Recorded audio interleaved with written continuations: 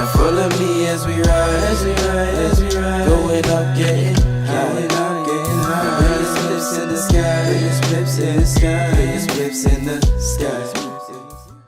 Welcome to another episode of MiVision. I'm your host, Mansa Musa. Co-host Rakasi. And today we've got a special guest. GB, pleasure, thanks for having me. I'm a student, creative, writer, actor as well. Come on, a lot of stuff that I'm doing in. So yeah, that's me. Man of Yeah, many thank talents. you. And yeah, Happy New Year. Seasons, greetings, and all that stuff. It's a pleasure to have you on the show. Thank you. Today we'll get into since it's the new year, the highlights of last year, 2020.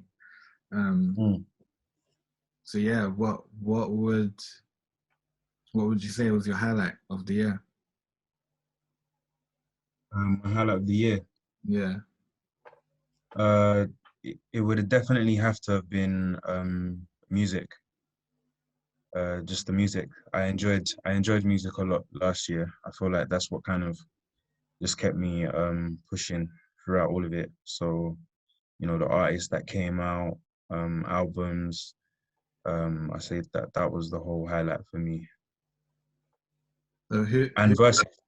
Sorry, go on. Ooh. The versus battles. I say that those were a good highlight of my 2020. Cold. All right, cool. So you were saying for the music, yeah? So what music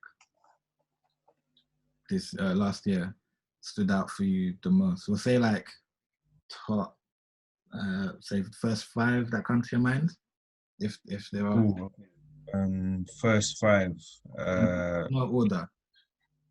Not in order, yeah. Yeah. It wouldn't be in order anyway. Too many.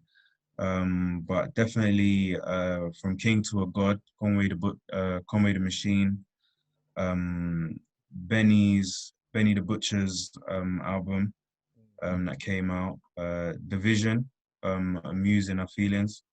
That was a good album for me. What else? Big Conspiracy, Huss, that goes up there.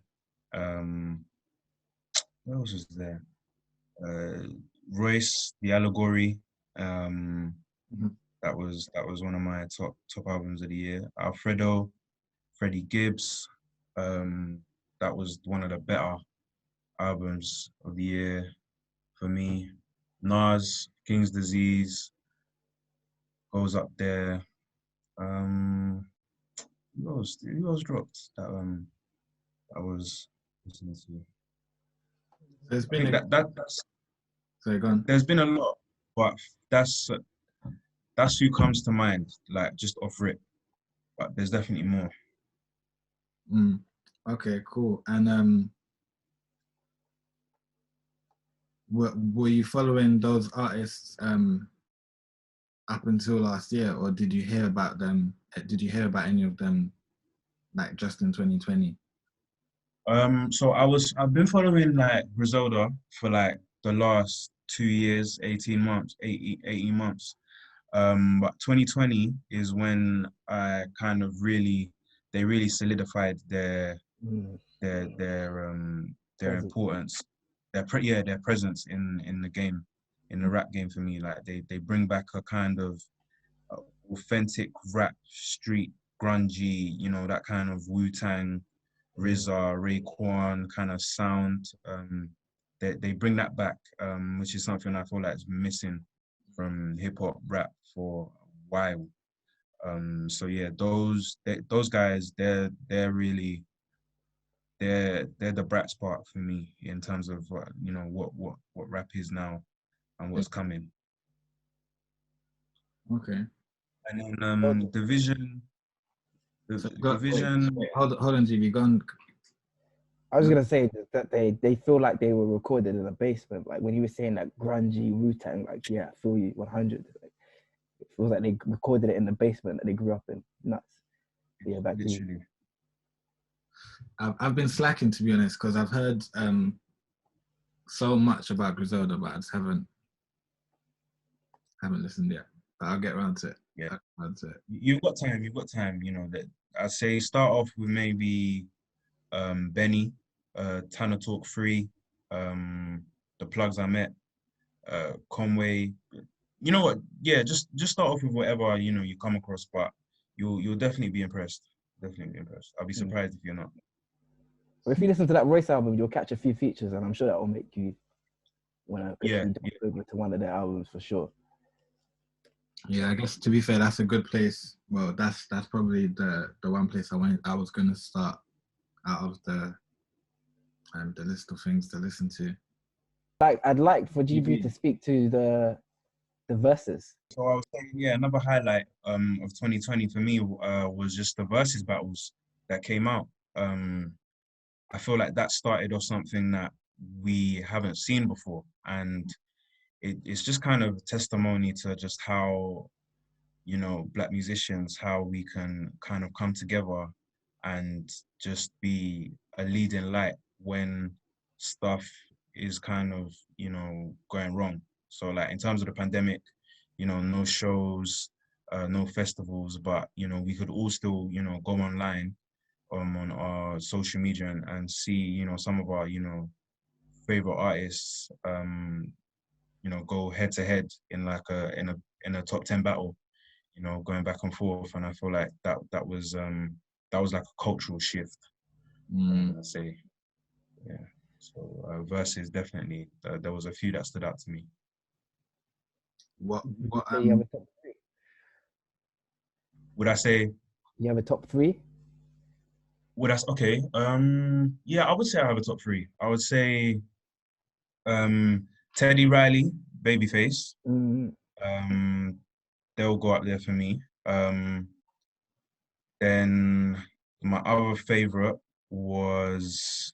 Wait, before you get into the other two, yeah, we'll give a bit of context just to what Verzuz is, if anyone doesn't know. For sure. Okay, yeah. So I think Verzuz is basically an online platform created by, I think it was Swizz Beats, and basically he's just, what it is it's a 10 versus 10 of two artists or two producers, and they just go head to head, back and forth, battling out their personal 10 favorite tracks against each other, and for popped off. Entertainment. It's just popped off last year, isn't it? It says Metro boomed 100. Yeah, popped off differently.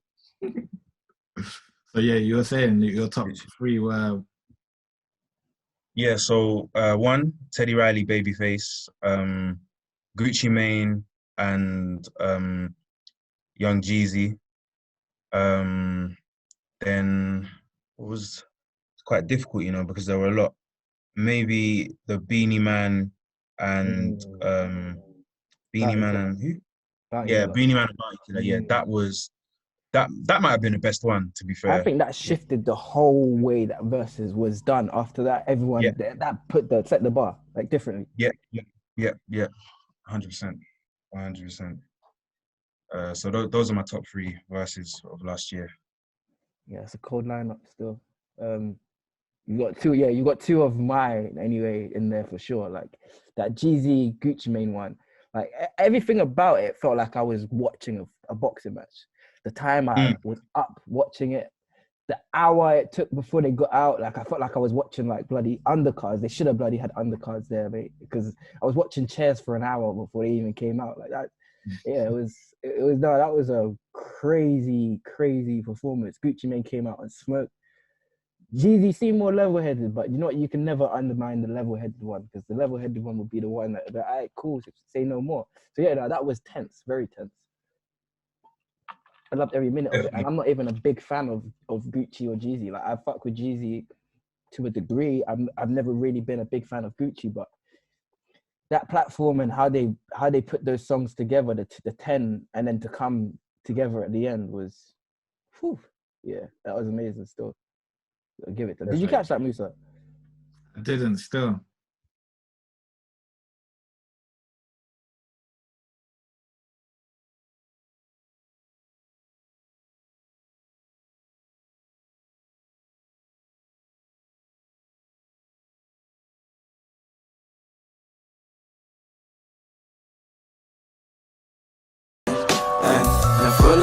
as we ride, going up, getting high, biggest flips in the sky, biggest flips in the sky.